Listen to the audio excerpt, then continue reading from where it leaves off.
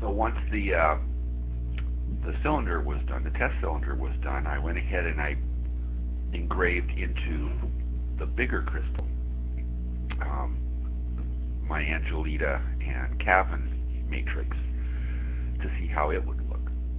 And here I'm turning it by hand. It's 7 inches tall, 5 inches wide, and pretty heavy, and it won't work on the lighted base that I have for the smaller crystals. So I'm turning it by hand. And I got a flashlight above it, just lighting it up so we can see it. And as you can see, it shows up really nice, really clear, and it's really beautiful. It really is beautiful. But it has its problems because it can't do on the lighted base, and it doesn't turn. So you have to turn it by hand, or you have to move your position.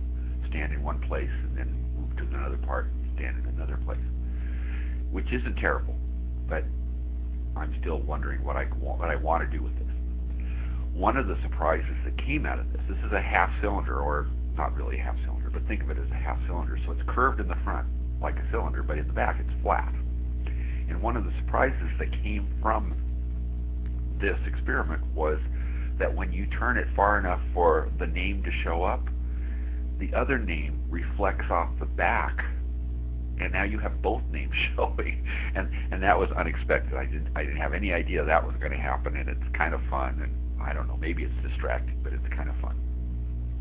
But as you turn it back and forth, you see the same thing. It dissolves, the letters dissolve away, turn into just this mobile of beads or spheres floating around, and then suddenly they just sort of pop back into the next message.